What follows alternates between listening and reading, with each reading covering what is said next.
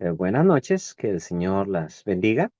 Vamos a iniciar con nuestra clase del día de hoy. Vamos a tener nuestra segunda clase de la materia filosofía, ¿no? Entonces, tenemos que ver algo de las ideas. Entonces, la vez pasada mirábamos esta situación de los presocráticos, ¿no? Todos estos filósofos que había antes y es una parte un poquito difícil a veces de digerir, ¿no? Vamos a tratar de hacerlo lo más entretenido posible. El día de hoy vamos a estar viendo al filósofo Sócrates, un poquito de él, también Platón y si podemos Aristóteles, ¿verdad? Esos tres en una hora, bueno, eso es un reto. No vamos a ver obviamente todo, o sea, no vamos a ver todos los detalles porque eso es mucho que tocar, o sea, eso escribieron mucho, ¿no? Y tuvieron ideas geniales, pero al menos sí lo que es más significativo. Entonces, la filosofía de los griegos llega a su clímax, a su punto más alto, cuando aparecen estos tres señores, ¿verdad? Sócrates, Platón y Aristóteles. Entonces, vamos a ver un poquito de las ideas que ellos tenían. En principio, hablemos un poquito de Sócrates, ¿no? Sócrates es un hombre, no sabemos mucho de él, aparece en escena cuando ya tiene los 70 años. Él no escribió nada, sino que su discípulo Platón escribió acerca de él. Escribió su historia, ¿no? Y sobre todo un juicio que él tuvo en que fue sentenciado a muerte y lo mataron en Atenas y lo mataron con la excusa de que corrompía a la juventud. Entonces, nosotros tenemos ese juicio. Ese documento que narra el juicio de él se llama la Apología de Sócrates.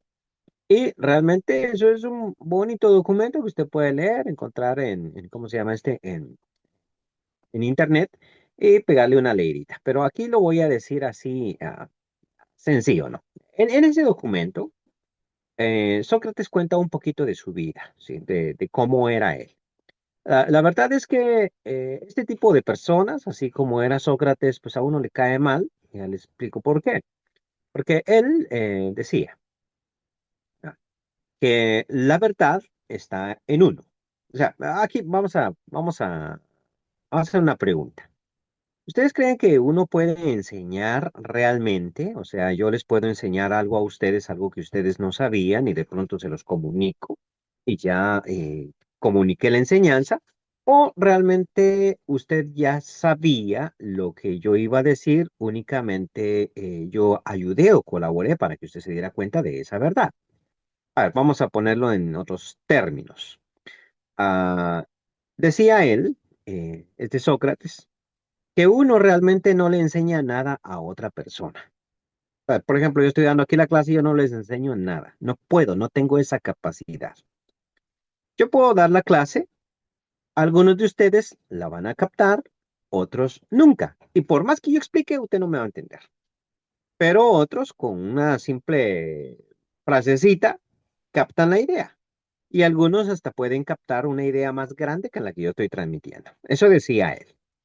Y opinaba él que el conocimiento está dentro de uno y que lo que el maestro hace es simplemente dar a luz ese conocimiento. Sí, me acabo de explicar en eso. Entonces él, por ejemplo, decía, mira, yo como maestro yo no le enseño nada. Vamos a pensar en Sergio, ¿no? Yo no enseño nada a Sergio. Entonces, únicamente voy a hacer que Sergio saque ese conocimiento que él ya. O sea, él ya lo tiene ahí, yo simplemente estoy haciendo que lo saque. Y por eso el método de él, el método para enseñar, se va a llamar mayéutica. Es un nombre, ¿habían escuchado ustedes ese término? Mayéutica. Bueno, dice eso. Y eso es porque la mamá de Sócrates era partera. Y partera, pues, es mayéutica, ¿sí? En griego. ¿Cómo partera? A ver, ¿la partera da a luz un niño o produce un niño o nada más ayuda? El niño ya está dentro de la mujer, ya está allí, ya se formó. La partera no tiene nada que ver con el nacimiento de ese niño, nada más está ahí y colabora para que ese niño nazca. Entonces decía, yo pretendo no enseñarle nada a nadie. Entonces, yo simplemente estoy ahí como una partera, por eso hablamos de mayéutica. Y estoy ahí para que ese conocimiento salga, decía Sócrates. ¿Y cómo vas a hacer que salga? Bueno, ahora sí, vamos con el asunto. Todas aquí las que estoy viendo, son mamás, ¿han dado a luz ustedes? O sea, ¿han tenido un parto? De Guatemala dicen, usan un término bien interesante. Dicen, oye, ¿y tu mujer ya se alivió? O sea, eso no lo conocemos en otro país. En otro país se dice diferente, pues ya se alivió, y es como que si estás enferma, pues sí, claro, porque de hecho, embarazo significa enfermedad, ¿cierto? Dice, ¡ay, qué embarazoso es eso! O sea, estoy embarazada, significa, entonces, dar a luz es difícil. Así que Sócrates decía, para que yo ayude a dar a luz el conocimiento, yo necesito hacerle la vida difícil a la persona. ¿Me acompañan en cómo llevo esta idea? Miren, primero, vamos a recapitular. Sócrates decía, yo no le enseño nada a nadie. Usted ya tiene el conocimiento. Hermano Raúl, usted ya tiene el conocimiento. Usted lo tiene ahí. Pero claro que no lo tiene acá en la cabeza porque no lo ha dado a luz, pero ya está ahí en su corazón. Entonces, Selvin no le va a enseñar nada. Solo voy a dar a luz ese conocimiento. O sea, le voy a ayudar a dar a luz. Entonces, ¿cómo le ayudo a dar a luz? Mediante dos formas. El método se llama mayéutica. Dos formas. Primero, buscamos una definición. Y segundo, voy a empezar a cuestionarlo para que usted afine esa definición. Entonces, por ejemplo, él empezaba con algo como, am, ¿qué es la verdad? ¿Qué es la justicia? Hermana Ana Reyes, ¿cuál es su profesión, hermana Ana? Buenas noches, hermano. Yo soy médico. Muy bien. Entonces Sócrates era, usted es médico. Listo. Entonces, listo. Ahora yo voy a darle a luz, a hacer que dé a luz el conocimiento. Entonces, yo ya sé. O sea, usted dice, yo soy médico, yo ya sé. Sí, Sócrates. Pues Sócrates le va a decir, ay, mira, hermana Ana. Bueno, no le va a decir hermana porque Sócrates no era cristiano, ¿cierto? Pero entonces le va a decir, mire, Ana. eh, yo, la verdad, como Sócrates, yo sí no sé nada. O sea, yo soy un ignorante. Pero a mí sí me gustaría saber qué es la salud. Ahora usted tiene problema porque él acaba de pegar en una cosa y hay más gente escuchando, entonces a usted le va a dar pena que no sepa qué es la salud, ¿no? Usted va a decir, vea, la salud es, ayúdeme, que lo estoy vacilando acá. Bueno, la salud es la ausencia de enfermedades o de síntomas, sean estos físicos, psicológicos. Bueno, Es decir, vivir en en un ambiente am, que haya ausencia pues, de estos problemas. ok, vea, usted acaba de hacer una definición, se acaba de dar una Sí. definición que es la salud, ¿no? Y entonces él agarraba esa definición y empezaba a hacer preguntitas, así, por ejemplo. Entonces, la salud, algo así como, me está diciendo que la salud no es, porque como usted dijo que la salud es ausencia de enfermedades, entonces la salud no es algo que es, sino es algo que no es. Y claro, usted dice, no, espérate, hagamos otra definición. Él empezaba, ¿verdad? O sea, no, entonces creamos otra definición que sea positiva, porque usted me acaba de tirar una o sea, usted no me dijo qué es la salud, sino me dijo qué no es la salud. Porque la salud es ausencia. Eh, empieza él, ¿no? Entonces, claro, y si yo le hago eso en público a usted, usted me empieza a odiar. Usted me empieza a odiar. Y usted dice, ¿a qué hora se calla este? Le pego un tortazo para que se calle, ya no lo quiero ver ni en pintura. Entonces, él se hace enemigo de todo mundo. Ya, entonces, mediante este método, empieza a tratar de sacar la verdad. Entonces, a él lo llevan a juicio y en el juicio, entonces, cuando él se defiende, él va a contar su historia. Y le dice, miren, les voy a contar qué fue lo que sucedió. Yo siempre he sido una persona muy inquisitiva, ¿listo? Me ha gustado saber, conocer, y cada vez que encuentro a alguien que sabe algo, pues yo quiero aprender. O sea, él no crea que le preguntaba así, ¿qué es la salud? Solo por vacilar. No, no, no, no, no, así como me interesa saber, me gusta saber. Yo soy músico, dice, de veras músico, sí. Entonces, ¿qué es la música? Pues, ¿qué es esto? O cuénteme ¿cuál es la mejor? O la música, si usted es músico, la música, ¿hay música realmente bella o todo depende de la cultura? ¿No? O cuál es el... Él preguntaba cosas así. Bueno, entonces dice, andando con un amigo, llegamos hasta el oráculo de Delfos. El oráculo de Delfos era una pitonisa bruja que estaba ahí en Delfos, dedicada al dios Apolo. Entonces, y bueno, a esa se le podían hacer cualquier tipo de preguntas porque ella contestaba, ¿no? Entonces el amigo de Sócrates hace una pregunta, y claro, te tiene que pagar por esa pregunta, ¿no? Te hace una pregunta, y la pregunta es al oráculo de Delfos, ¿hay en el mundo un hombre más sabio que Sócrates? La misma manera de pregunta, ¿no? Yo me hubiera sentido halagado, ¿hay alguien más sabio que Selby? Algo así, ¿hay alguien más sabio que Sócrates? Y entonces el oráculo dijo, en el mundo no hay nadie que sea más sabio que Sócrates. Y Sócrates era humilde. Y esto sí es importante. Ahora, déjeme hago mis paréntesis, ¿no? Porque la filosofía y todo lo que estamos estudiando no tiene sentido si no hace un cambio en nuestra vida. Sócrates es humilde. Y la humildad es el principio de la sabiduría. Si usted es humilde, usted es sabio. ¿Por qué? Porque mucho sabe quien conoce sus propias limitaciones. O sea, hay cosas que usted puede hacer y usted las hace, pero hay cosas que usted no puede hacer y no debe hacerlas. Entonces, nuestra hermana Ana, pues dijo, trabajó en la salud, o sea, soy médica, pero tampoco le preguntamos cuál es su área, ¿no? Porque todos tenemos un área y hay cosas que no se hacen. Entonces, la persona que es muy profesional, uno llega totalmente enfermo de algo bien complicado y lo primero que le dice es, mire, usted tiene que ver a un especialista sobre esta área porque esa no es mi área.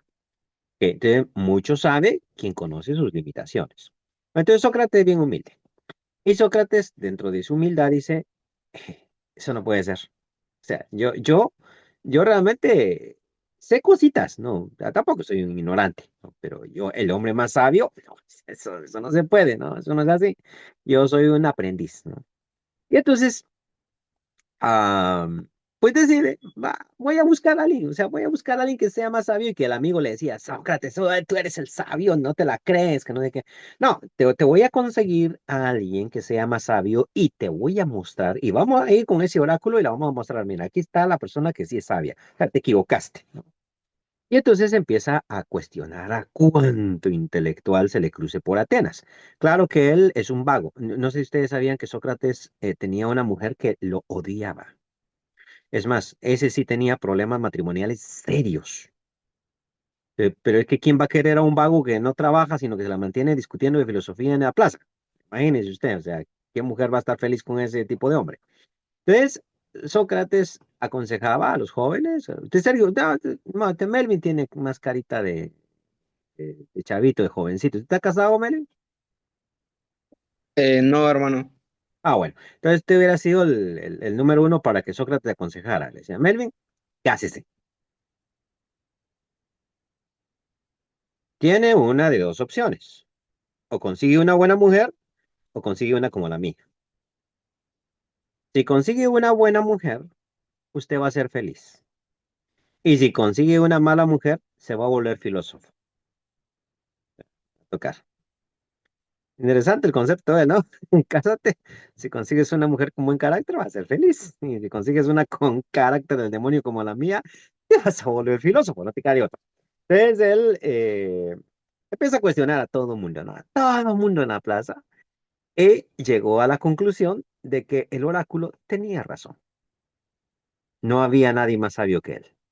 Y eso es lo que dice en su juicio. ¿Y cómo que no había nadie más sabio? No, sí, yo conocí mucha gente que sabía más cosas que yo. O sea, por ejemplo, conocí un doctor y yo soy ignorante. Ese doctor sabía mucho de medicina que yo no sabía.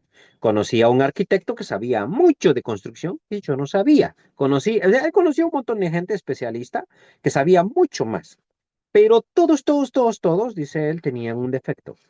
Creían que sabían más de lo que realmente sabían. Y eso me hizo a mí superior, porque yo sí sabía qué sabía y qué no sabía.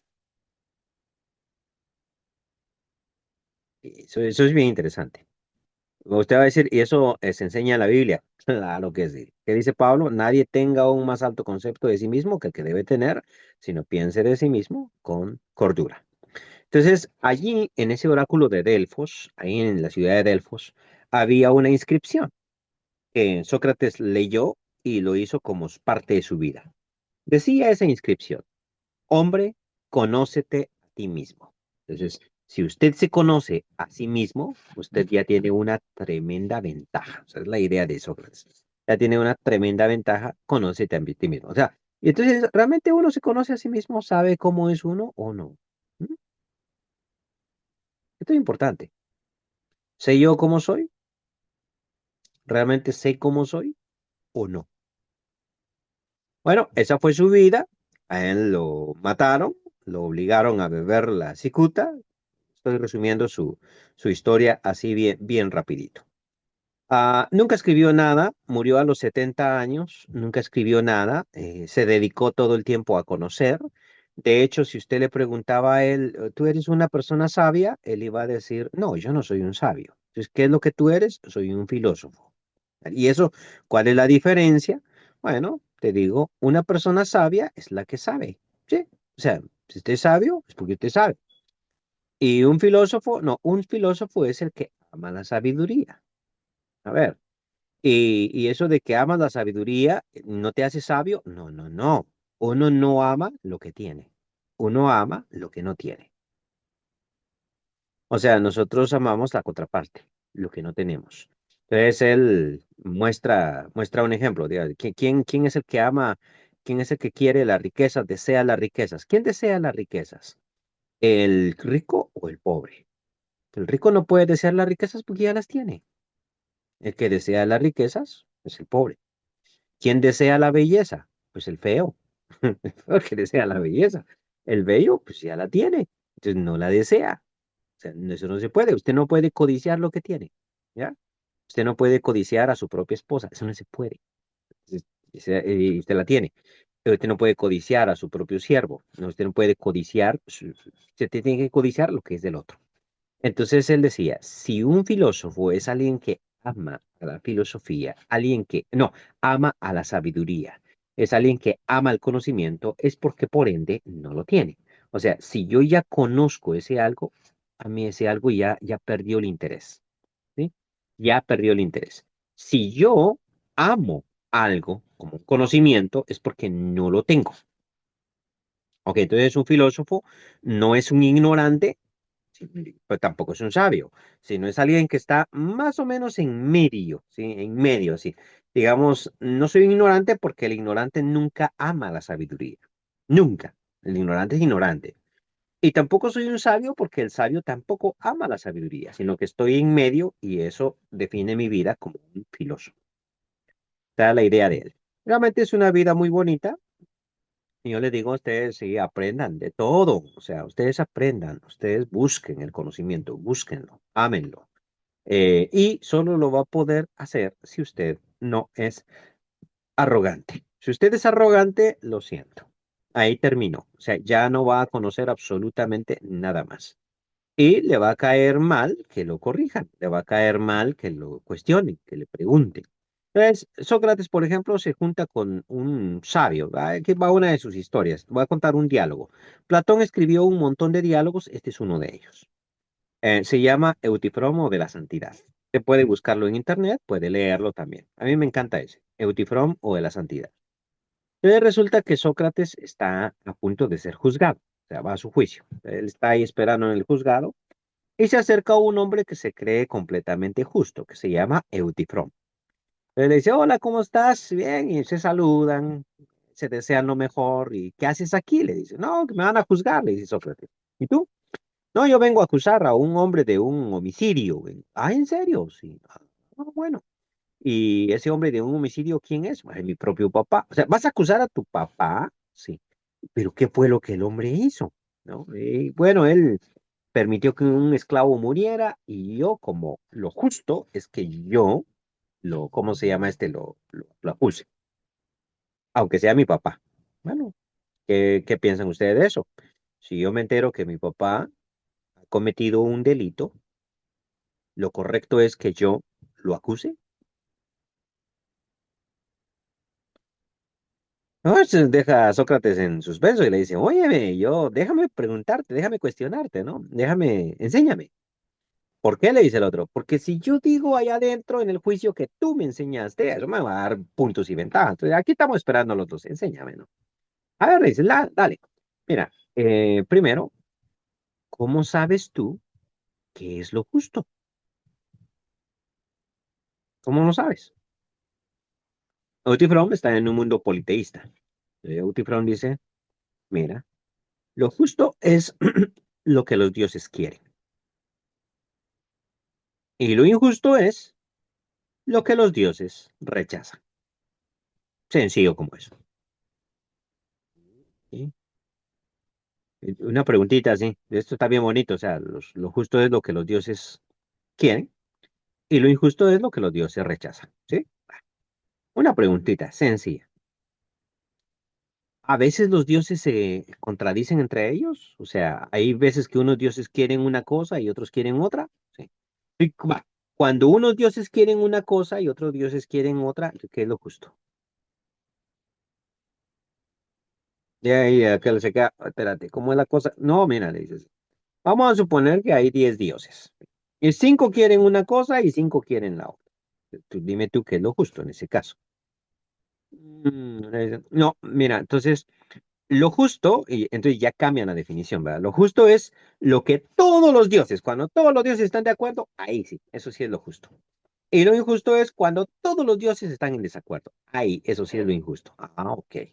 Y así van modificando. Ese diálogo no llega a nada, pero empieza y lo hace a uno pensar un montón. O sea, hace que usted empiece a pensar, óyeme, ¿cómo sé yo lo que es justo? ¿Cómo podría yo definir qué es la justicia? ¿Qué es la santidad? ¿Qué es la verdad?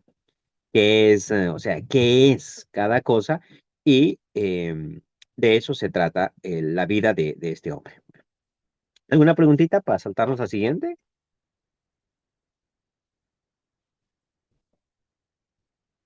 Bueno, resulta que hay, Profe, él tiene profe. muchos discípulos. Uno de ellos, en Atenas había democracia en esa época.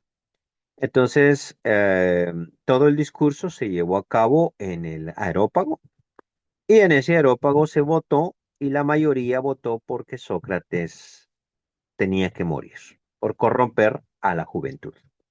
Y corromper en el contexto de los griegos significaba o sea que ese es un mundo muy religioso y religioso idolátrico. O sea, quiere decir que ellos adoraban a Zeus, adoraban ¿cómo se llama este? A Saturno, a Hades, en fin, tenía un montón de dioses, Afrodita, en fin, todos sus dioses.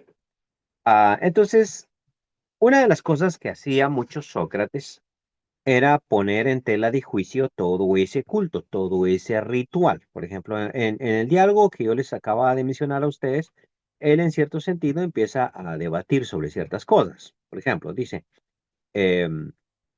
óyeme, pero a veces que los dioses entran en contradicción, ¿cierto? O sea, hay unos dioses que quieren una cosa y otros dioses que quieren otra. Entonces, en ese caso, ¿qué? Vaya, por ejemplo, cometer adulterio. ¿Tú crees que cometer adulterio es injusto, Eutibrón?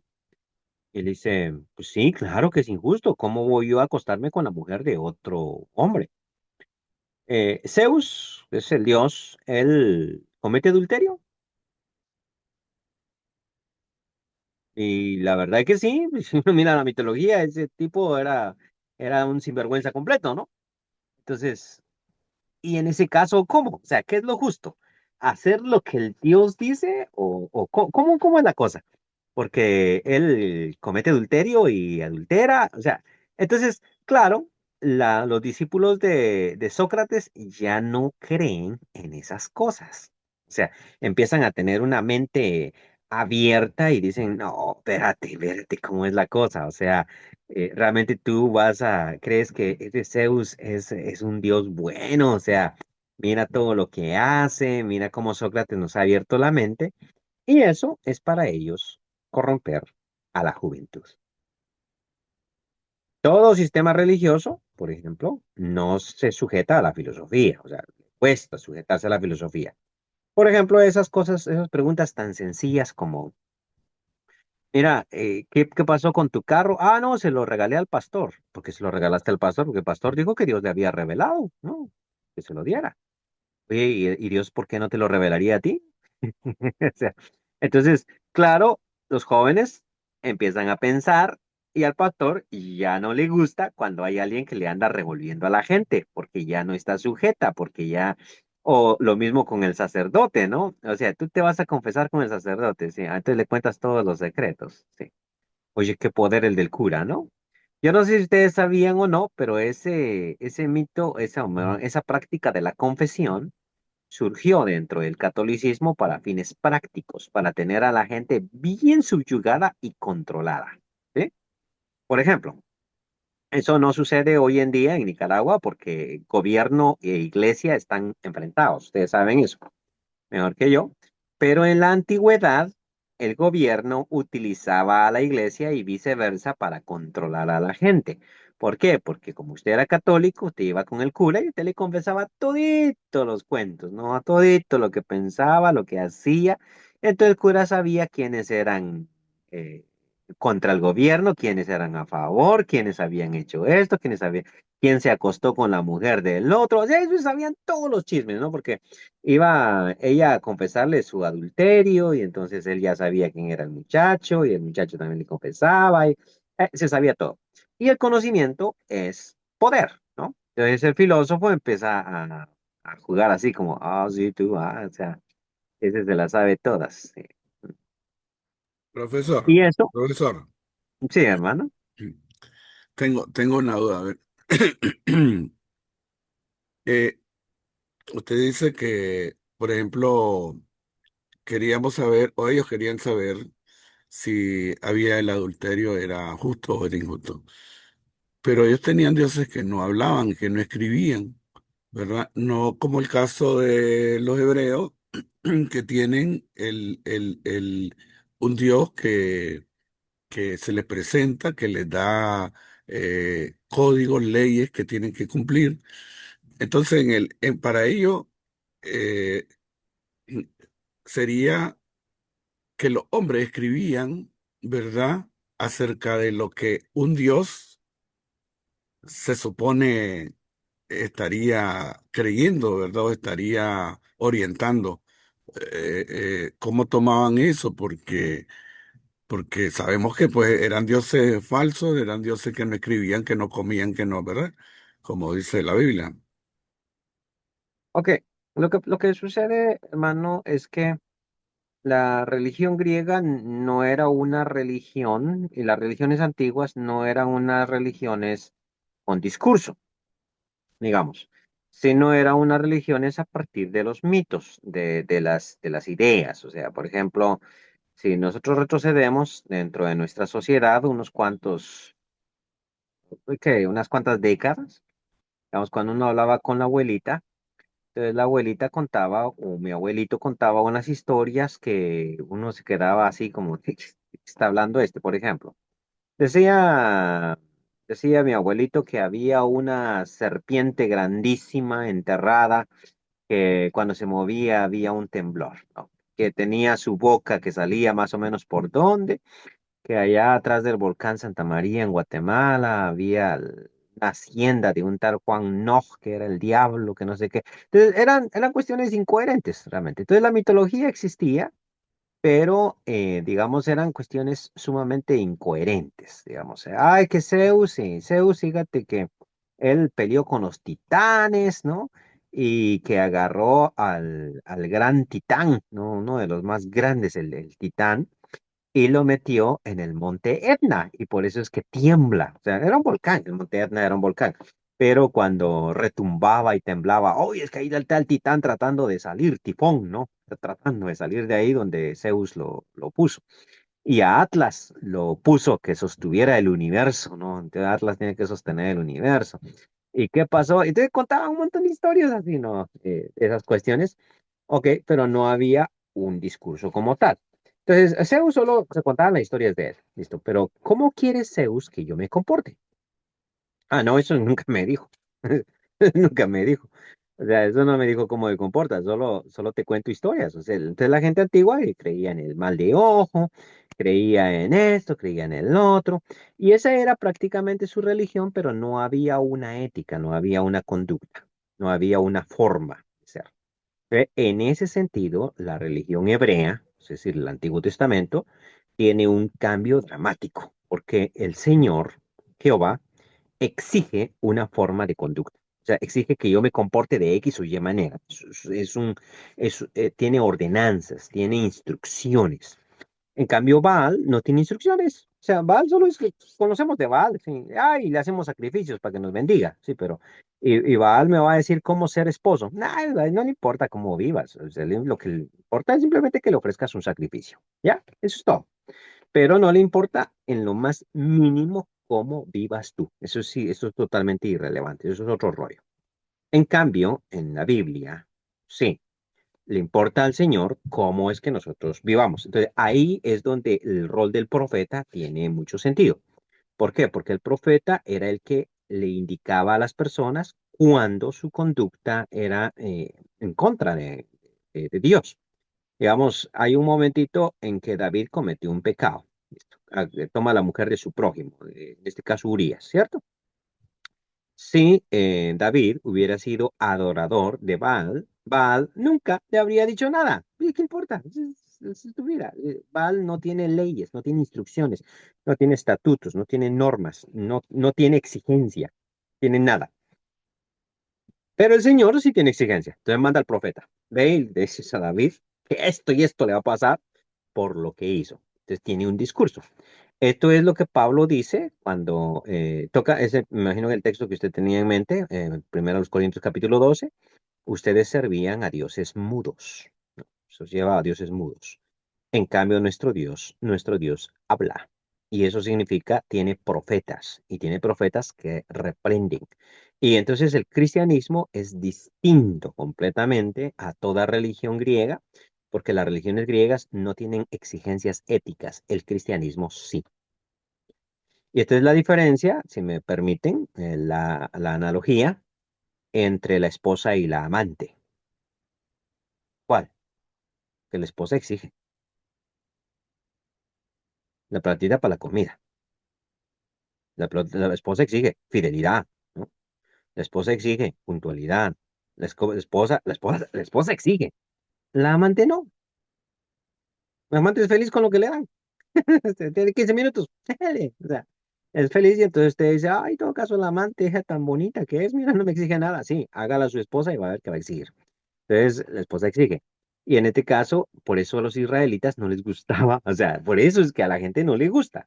Te dice, pero ¿por qué la gente no va a la iglesia? ¿Por qué la gente no quiere ir a la iglesia? Y sobre todo no quiere ir a la iglesia de Cristo. ¿Por qué? Bueno, porque en la iglesia de Cristo hay exigencias que ellos no quieren. Entonces les gusta más una iglesia de esas en que manda tu diezmo ya. La exigencia de estos es el diezmo, punto. Te cumple con el diezmo, aquí está bien. O sea, el resto, ah, hacemos de la vista gorda, no nos metemos en su vida. Y de hecho, esa es la religión, así es la religión. O sea, ¿cuál es el problema? Dentro del catolicismo hay 7 sacramentos, cumpla con los sacramentos y estuvo. Y la vida ética, eso no se preocupe. Ahí está el sacramento de la confesión. Con ese sacramento usted ya puede vivir como le da la gana, solo se confiesa, ya estuvo. Entonces, es interesante ese concepto más raro, pero así es. Bueno, el cura conoce mis pecados. Ok, Platón. Platón es discípulo de Sócrates. Bien, escribe sobre Sócrates. Platón nunca escribe de sí mismo. Todo lo que escribe es sobre Sócrates. Y entonces aquí es donde los historiadores de filosofía dicen que los primeros diálogos, como la apología de Sócrates, los primeros diálogos son los que hablan acerca de Sócrates, o sea, la ideología de Sócrates, y los que ya son posteriores, los que Platón hace cuando es viejito, ese ya es su filosofía. Dentro de la filosofía de Platón ha sido muy, muy, muy, muy prestigiosa esta idea. No sé cuántos de ustedes han escuchado el mito de la caverna. Bueno, el mito de la caverna. Me voy a contar a ustedes el mito de la caverna y la idea del alma. Y eso va a ser como los dos puntos centrales que yo quiero tocarles. Mire, am, hay dos tipos de conocimiento, vamos a decir. El conocimiento que se produce por medio de mi raciocinio y el conocimiento que se produce por medio de mi experiencia. Son los dos tipos de conocimiento. Entonces, hay cuestiones que yo razono, medito, reflexiono y ahí conozco. Y hay cuestiones que yo veo, que yo oigo y ahí experimento y ahí conozco. Entonces, ¿cuál es el conocimiento más valioso? Va a decir Platón. A decir, bueno, el conocimiento más valioso para Platón es el que yo razono, porque ese siempre va a ser verdad. El que yo experimento, ese es pasajero. Eso cambia con el tiempo. Y voy a poner aquí un simple ejemplo. Si usted estudia matemáticas, de hecho, para Platón lo más importante eran las matemáticas. Y por eso él hizo una escuela de filosofía que se llamó la Academia, porque estaba en un monte, en una colinita, ahí tenían su escuelita, y esa colinita había un santuario ahí al dios Academo. O sea, Academo era un dios. Y entonces por eso le decían, vamos a la academia. Yo no sé si ustedes sabían que en la Iglesia Católica está en el Vaticano, sí, en Roma. Y le dicen Vaticano precisamente porque en ese monte era donde se hacían vaticinios, donde había una deidad que hacía vaticinios y de ahí viene el nombre Vaticano. Entonces, es la misma cosa. Entonces, la academia surge porque el monte está dedicado al dios Academo. Entonces, en esa escuela de filosofía que tenía Platón, decía, prohibido la entrada, había un rótulo que decía, prohibido la entrada a quien no sepa matemáticas. O sea, para él la matemática era muy importante. Ahora, ¿por qué? Bueno, porque 2 más 2, ¿cuánto es? 4. Bueno, ¿será que eso en China es 2 más 2 es 4? ¿Será que en China es distinto? ¿Allá es 5 o también es 4? 4. ¿Será que en la luna 2 más 2 es 4? O sea, te estoy molestando, ¿ah? O sea que si usted va a Júpiter, dice, "Ah, en Júpiter, ahí sí, 2 más 2 es 8". Fíjate, qué rara está la cosa allá. O aquí y en China, 2 más 2 es 4. Bien, entonces, por eso él dice, la matemática es tan linda porque aquí en China 2 más 2 es 4. Listo. ¿Será que dentro de 1000 años 2 más 2 va a ser 5 o va a seguir siendo 4? Ahora, entonces usted aprende matemática y lo que usted aprende le va a servir siempre, porque esto nunca va a cambiar. O sea, la matemática es inmutable. La matemática es, punto, no cambia. Pero en cambio, el conocimiento que adquirimos a través de la experiencia, eso cambia mucho. Y por eso, a mí, por ejemplo, no me gusta mucho estudiar tecnología. ¿Por qué? Porque usted se graduó de ingeniero en sistemas. Listo. 2 años después de que usted se ha graduado, está descontinuado. Porque el mundo siguió, el mundo avanzó. Y si usted no se actualiza, usted está descontinuado. ¿Y eso qué es? Sí, mijito, es que ya se descontinuó. Es más, usted compra una computadora. Yo lo digo porque a mí me ha pasado. Compra usted una computadora hoy de paquete, ahí con su cajita, ¿no? La conecta todo, le echa a funcionar el software. Y el primer anuncio que le sale es, hay una nueva actualización de tu software, porque el que tienes está desfasado. Sí, pero si lo acabo de comprar, sí, pero así es la tecnología, ya se desfasó, ya se acabó, ya surgió uno nuevo. Entonces, todo conocimiento es así. O sea, por ejemplo, si usted estudia medicina, nunca puede dejar de estudiar. ¿Por qué? Porque todos los días hay nuevas enfermedades saliendo. Y, ay, Dios, es un problema. O sea, que antes del 2019 no había COVID. No, ahora hay COVID y así aparecen muchas enfermedades, no solo enfermedades, aparecen nuevos medicamentos. O sea, usted no puede quedar todavía recomendando aspirina. ¿Me da aspirina? No, porque hay nuevo medicamento.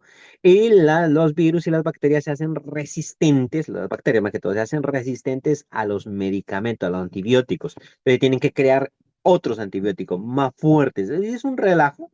Y si usted dice, yo me voy a graduar de la universidad de médico, doctor, y luego voy a dejar de estudiar, no, usted va para atrás. Se acabó. Después de una época usted no sabe nada, ¿sí? Pero en cambio, si usted estudia matemáticas, usted saca su licenciatura, te dice, ya no estudio más, con eso me quedo. Dentro de 30 o 40 años, eso que usted sacó, eso que usted sabía, es exactamente lo mismo que se sabe, porque es inmutable. Siempre va a ser verdad. O sea, este medicamento es bueno para eso le puede cambiar dentro de 5 años, dentro de 10 años. Puede surgir uno que sea mejor, puede que la bacteria se haga resistente, puede ser mil cosas. Imagínense que el SIDA era incurable y ahora ya se han curado de SIDA. Interesante, ¿no? Porque así cambia eso. Y les puse la medicina. Así les pongo la psicología, les pongo la sociología, les pongo la historia, pero la historia cambia. Claro que cambia, mucho. Y dice, pero lo que pasó hace 100 años no va a cambiar, ¿no? Siempre hay reinterpretación, hay redescubrimiento. La historia cambia. Sandino, como hablo con los nicaragüenses, Sandino, ¿fue una persona buena o una persona mala? ¿Es un héroe nacional o es un villano? Ah, es un héroe nacional. Claro. ¿Cómo se le ocurre a usted decir lo contrario? Ok. Ok. Eso es porque los sandinistas están en el gobierno. Pues Sandino es un héroe nacional.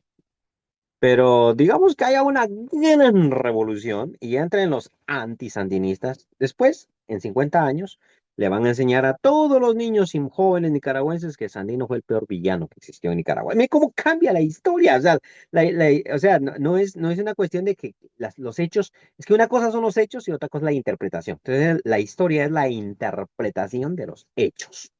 Y eso significa que me la van a contar y me la van a recontar y cada vez que me la cuenten va a ser diferente. ¿Ok? Entonces, estamos ante un mundo bueno. Ahora sí, vamos. Cuando yo miro las cosas, es decir, miro este mouse que tengo acá, esta taza que tengo acá, estos lentes que me quité porque me cuesta ver. Entonces, cuando yo miro todas esas cosas, yo pienso que estoy viendo esencias, pienso que estoy viendo la realidad, pienso que estoy viendo la esencia de las cosas. O sea, que aquí hay una esencia, que hay otra esencia, esto nosotros lo llamamos entes, entonces estoy viendo las esencias. Entonces dice Platón, ¿seguro que estás viendo las esencias? Porque si estuvieras viendo las esencias, si estuvieras viendo las esencias no cambian.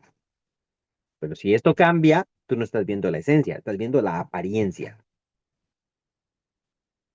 ¿Cómo así? Entonces, agarra el mito de la caverna. Mira. Vamos a imaginar, ¿sí? Que hay unos hombres que están encadenados. Están viendo una pared y en la pared están viendo sombras, como sombras, ¿sí? Porque atrás de ellos hay una luz, pero ellos no logran ver la luz, sino solo miran la pared.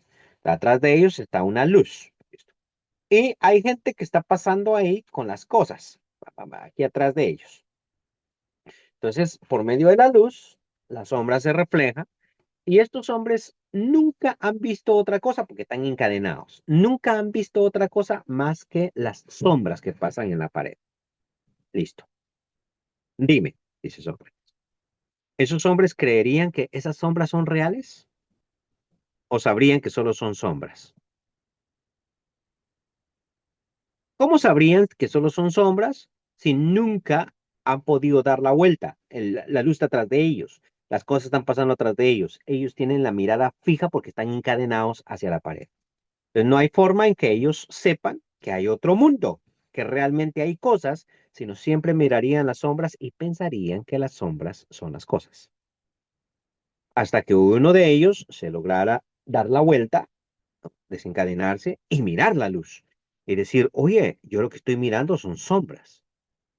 Entonces escalaría y saldría de la caverna. Y al salir de la caverna, miraría todas las cosas y se daría cuenta que lo que había visto toda su vida era pura sombra. Regresaría, le contaría a sus amigos, miren, lo que ustedes están viendo son sombras, pero esta gente tan acostumbrada a las sombras se reirían de él y no le creerían.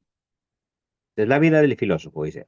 Entonces tú miras las cosas, tú aprendes por medio de tu experiencia, tus sentidos, pero no te estás dando cuenta, dice Platón, que tú nada más estás viendo sombras, que las verdaderas ideas existen como tal allá en el Topos Uranus y que ese conocimiento es el que vale la pena. sobre todo el conocimiento de la matemática. O sea, lo acabo de plasmar como, por ejemplo, matemática. Pero entonces él decía, hay dos conocimientos. Uno que es el conocimiento sensible, o sea, lo que nosotros experimentamos, y otro que es el conocimiento inteligible, o sea, el que nosotros razonamos, el que nosotros pensamos, los raciocinios, los cálculos que hacemos. Y esos cálculos racionales, esos son verdaderos, esos no cambian, esos son inmutables, esa es la realidad, ese es contemplar el verdadero mundo de las ideas, lo que él llamaba el topus Uranus. ¿Me, me acabo de explicar en esa idea o no tanto? Y él va a decir, mira, allá en el topus Uranus, o sea, como topus Uranos quiere decir en griego el cielo. Allá en el cielo vivíamos nosotros. Ahí mirábamos la realidad tal y cual es, así como es. Pero nosotros caímos de allá y vinimos a este mundo. Nos encarnamos en estos cuerpos y en estos cuerpos empezamos a ver el mundo de las apariencias, mundo de las sombras. Y nos hemos acostumbrado tanto a ver el mundo de las sombras que pensamos que este mundo de las sombras es la verdad cuando realmente solo es apariencia. ¿Y eso cómo es? Bueno, les voy a contar cómo es la idea del alma. Él dice, Platón, que nuestra alma tiene tres partes. Hay una parte que se llama la razón, la que piensa. Hay otra parte que se llama los instintos, o sea, mis pasiones. Y hay otra parte que son mis sentimientos nobles, es decir, mi valor. Déjame explicarle cómo va la cosa. ¿Seguro que el alma está dividida? Sí, porque a veces nosotros tenemos choque de voluntades. Déjeme ponerles un ejemplo. Usted va en medio de un desierto. Listo. Usted tiene mucha sed porque va en medio del desierto. Llega hasta un pozo de agua. ¿Se bebe el agua o no se la bebe? Bueno, usted me dice, yo me bebo el agua, hermano. Oh, listo. ¿Seguro que se va a beber el agua? Eso es peligroso. Un amigo mío, predicador él, en una campaña evangelística en una de las montañas de Honduras, pasó por allí, miró el agua tan cristalina, tan transparente de un pequeño arroyo y dijo, yo lleno mi cantimplora con esta agua y la llenó. Y dijo, esta es el agüita que me voy a ir bebiendo y se la fue bebiendo, subió a la campaña. En la noche lo bajaron en camilla porque le dio un ataque de amebas. Lo siento, el agua que bebió estaba contaminada.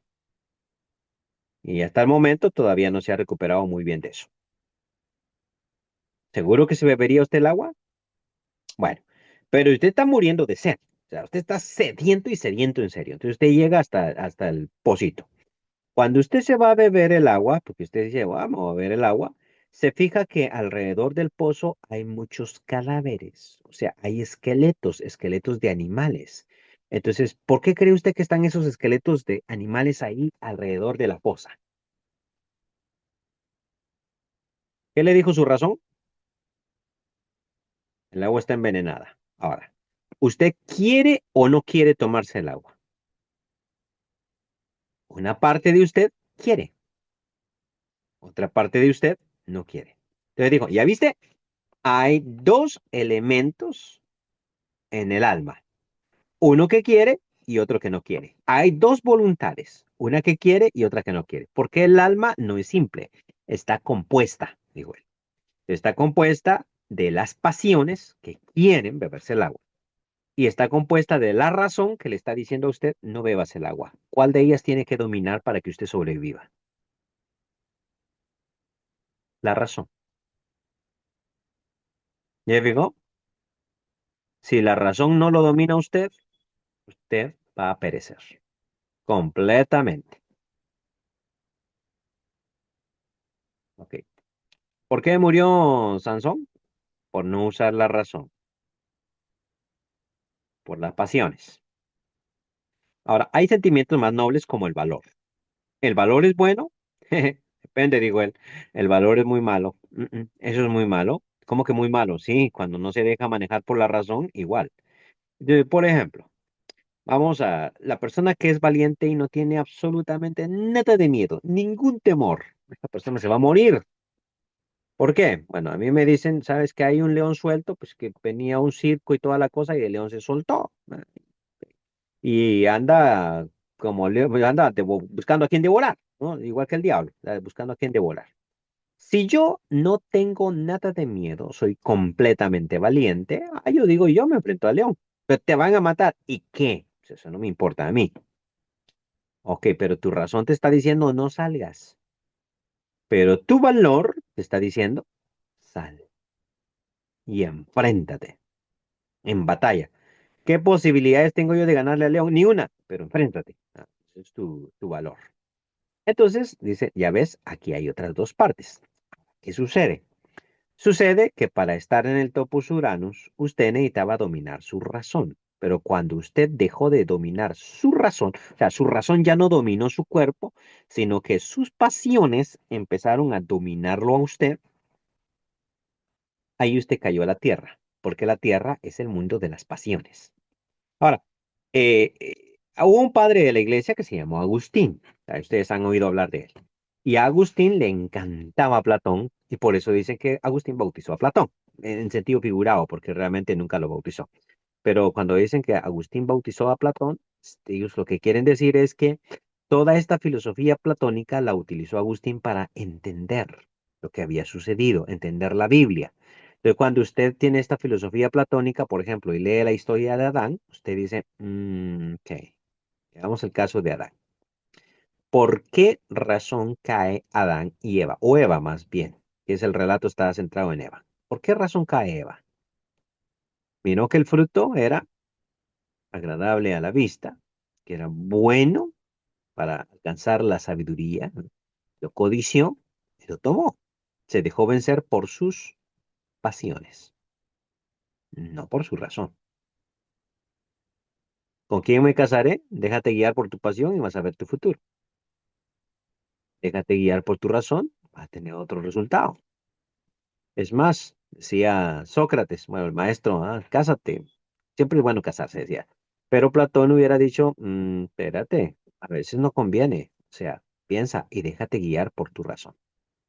¿Ok? ¿Pregunta? ¿Comentario?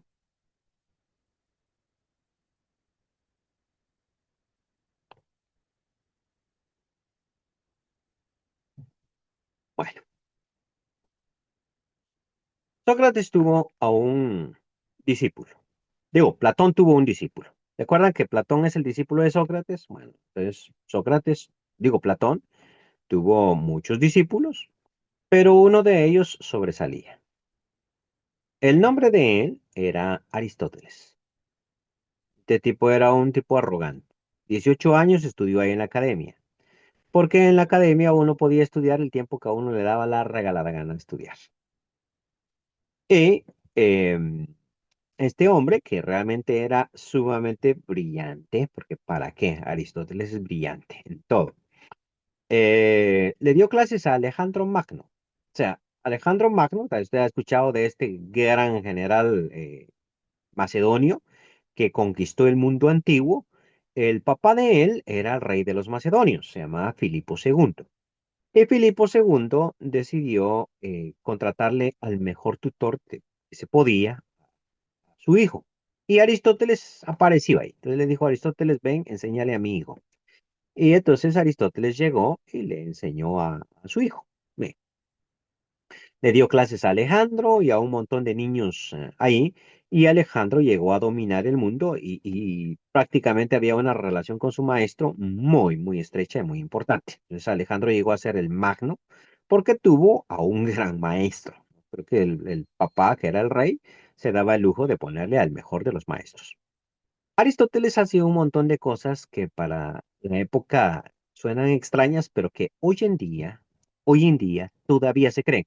Por ejemplo, él escribió sobre muchas cosas, yo podría hablar sobre política, de hecho puedo hablar sobre política en cuanto a la filosofía, de sociología también, de religión también, pero me interesa más su obra de lógica. Esta obra se llama El órgano, así le llamó, ¿cómo se llama Aristóteles. Creó Aristóteles un documento, un libro, por decirlo así, que es un libro de lógica. Bueno, Aristóteles escribió muchos libros, pero el libro de lógica. ¿Por qué la lógica aristotélica es tan importante? Bueno, porque aún hoy en día se considera que es infalible. O sea, lo que salió de él es tan perfecto que no ha sido criticado, no se puede criticar. ¿Qué es la lógica? Es cómo razonamos nosotros, cómo pensamos o cómo debemos de pensar. Entonces, por ejemplo, cuando uno empieza a estudiar lógica, a mí me encanta el estudio de la lógica, uno lo primero que aprende son los tres principios que Aristóteles dijo. Y aún han pasado ya 2500 años y todavía no ha habido el que haya dicho Aristóteles se equivocó. Eso no es cierto. En ese punto. En otro punto sí. O sea, Aristóteles escribió sobre todo, o sea, sobre todo, todo, todo, todo. Él clasificó las plantas, por ejemplo, y él dijo, hay unas plantas que se llaman coníferas. Ustedes saben, los pinos, los cipreses, todo eso se llaman coníferas. ¿Quién le puso coníferas? Aristóteles. ¿Quién dijo que las ballenas no eran peces, sino eran cetáceos? Aristóteles. ¿Quién dijo que el ser humano era un ser racional, era un animal racional? Aristóteles. ¿Quién dijo que el ser humano era un animal político? Aristóteles. ¿Qué quiso decir con esas cosas? Es increíble, pero en muchas cosas, hoy en día nosotros manejamos. Usted estudia biología, por ejemplo, botánica. Usted quiere ser un ingeniero forestal. El ingeniero forestal se rige por las categorías aristotélicas. Entonces, él va a estudiar las coníferas. Eso viene de Aristóteles. Hoy en día nosotros sabemos que Aristóteles se equivocó, que esa clasificación está mal, pero como es la tradición y como así han estudiado todos, pues así estudian, no importa. La clasificación no es correcta, pero ahí vamos. Él dijo que eran coníferas porque todos estos árboles que se llaman coníferas tienen semillas que parecen conos. De ahí sacó la cuestión de las coníferas. De las clasificaciones que él dio, sirven hoy en día y se usan hoy en día, pero ya sabemos que esas no son verdaderas. Pero en cuanto a la lógica, nunca ha podido ser devastada. Entonces él generó tres principios, por ejemplo. Estoy arrancando solo con la clase primera que uno da en lógica. El principio de identidad. A es igual a A, o mejor dicho, todo ente es igual a sí mismo. Ok, pongámoslo en práctica. Acabo de darlo así como es en lógica. Estamos jugando fútbol, ¿listo? Y de repente hago un pase, yo, la pelota se levanta, ¿va? Y el hermano que está jugando ahí, levanta la mano y ¡pac! Toca la pelota. Entonces yo digo, mano. Eso se llama mano, ¿cierto? Hay que parar el juego porque alguien metió la mano. Mano. Y el hermano dijo, yo no metí la mano. No fue mano. No la toqué. Y todos vieron que la tocó. O sea, era algo evidente. Entonces, yo así de malo le digo, hermano, no sea mentiroso. Y al hermano le dolió. Y empezó la discusión. Me dijo, yo no soy mentiroso. No diga eso, yo no soy mentiroso. Yo le digo, espérame, ¿metió o no metió la mano? Bueno, sí la metí. ¿Dijo o no dijo que no había metido la mano? Bueno, sí lo dije. Entonces mintió. Sí. ¿Es mentiroso? No. Es que yo mentí, pero no soy mentiroso. Explíqueme eso, por favor. Ese es el principio de identidad de Aristóteles. A es igual a A. O sea, todo sujeto es igual a sí mismo. O sea, es que yo sí fui infiel, pero no soy adúltero.